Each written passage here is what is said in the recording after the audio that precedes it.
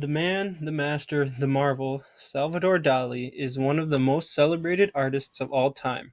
His fiercely professional yet highly unusual paintings, sculptures, and visionary explorations in film and life-size interactive art ushered in a new generation of imaginative expression.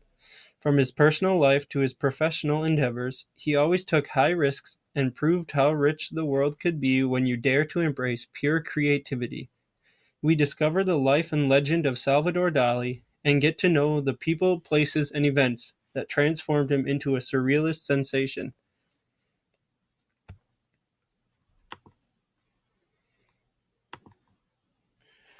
Salvador Dali was born on May 11th, 1904, to parents Salvador Dali Cusi, a prominent notary, and Felipa Dominique Ferrez, a gentle mother who indulged young Salvador's eccentric behavior. Felipa was a devout Catholic and the elder Salvador an atheist, which was a combination that influenced their son's worldview. Dali's artistic talent was evident from a young age, and both of his parents supported it. Ultimately, Dali's raw creativity and defiant attitude would distance him from his father, but it would also become the cornerstone of his imaginative artistic feats. Dali's father quickly realized that his son wasn't fit for public school, so he enrolled 6-year-old Salvador Dali in the Hispano-French school of the Immaculate Conception, where he learned French, the primary language he would later use as an artist. Dali spent his childhood and early adolescence in Catalonia, school years in figures, and breaks in the coastal village of Cadaqués, where his family had a summer home. There he drew and painted the seaside landscape and met his early mentor, Ramon Picot. Cadaqués is also where Dali's parents built him his first art studio. Dali's tumultuous 1920s life, perfectly reflected by the decade's "Roaring" nickname. 4 years later, after being accepted to the San Fernando Academy of Art in Madrid, he was expelled after refusing to be examined in the theory of art and declaring the examiners incompetent to judge him. He experimented with Futurism, Impressionism, and Cubism, and during one of his several trips to Paris, movement leader André Breton exposed him to the world of Surrealism.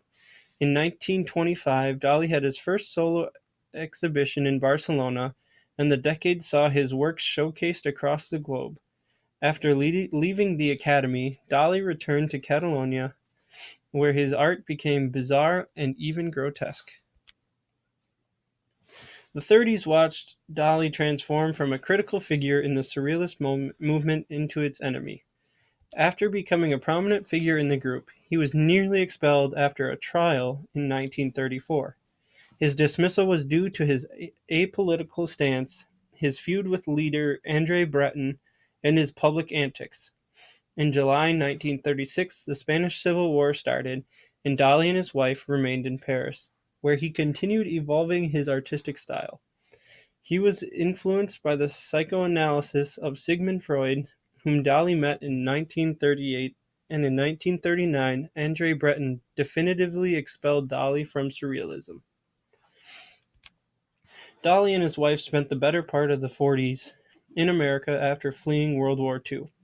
During the couple's 8 years stateside, New York MoMA Gallery presented the artist's first retrospective, and he explored new creative expressions on film.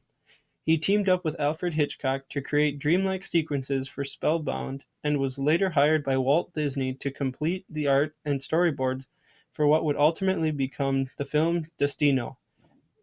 At the very end of the decade, Dali entered his noteworthy classical period. Dali was at the heart of his classical period throughout the 1950s. He created 19 large canvases characterized by meticulously detailed images of religious, historical, and scientific themes. He became obsessed with geometry, DNA, divinity, and experimented heavily with visual illusions. From a personal perspective, his growing affinity for religious themes prompted he and Gala, his muse and the love of his life, to remarry, this time in a Catholic church. From remarkable works to distinctive high praise, Dali continued breaking boundaries through the 60s. He was awarded the Grand Cross of the Order of Isabella the Catholic, one of Spain's highest distinctions, and began work on what would become the Teatro Museo Dali, or the Dali Theater Museum, in his hometown of Figueres. All the while, Dali's deepening interest in space and science were powerfully reflected in his work. He strived to explore and challenge what was possible in the third dimension and became fascinated with the fourth, or immorality. Even as he aged, his health began to decline. Salvador Dali remained resilient in his artistic quest to examine life from every possible angle. He continued to paint endlessly, challenging visual norms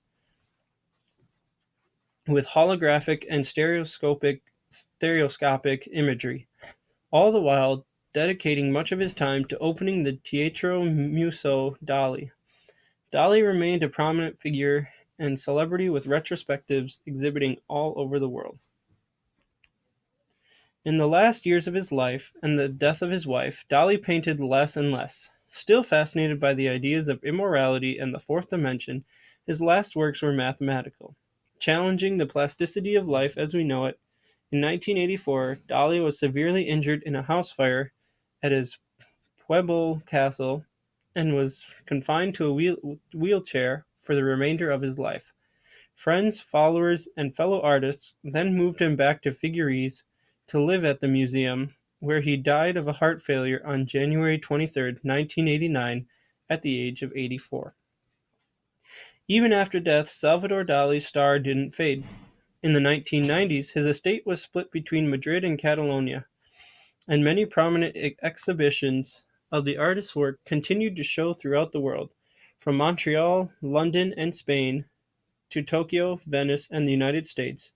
Dali's incredible talent and extraordinary creativity has become a universal language of fearlessness, inspiration, and relentless self-expression. The Dali Museum continues to honor the work and memory of his namesake with an expansive permanent collection, educational programming, and the world-class exhibits featuring other notable artists, including Andy Warhol and Pablo Picasso.